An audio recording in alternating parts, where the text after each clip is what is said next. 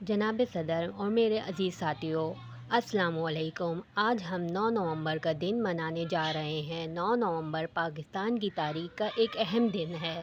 1877 میں آج کے دن ایک عظیم شاعر علامہ اقبال سیالکوٹ میں پیدا ہوئے۔ جناب صدر، وہ نہ صرف ایک عظیم شاعر تھے بلکہ ایک عظیم مفکر اور فلسفی تھے۔ انہوں نے صرف مسلمانوں اور اسلام کی خاطر انہوں نے شاعری کی۔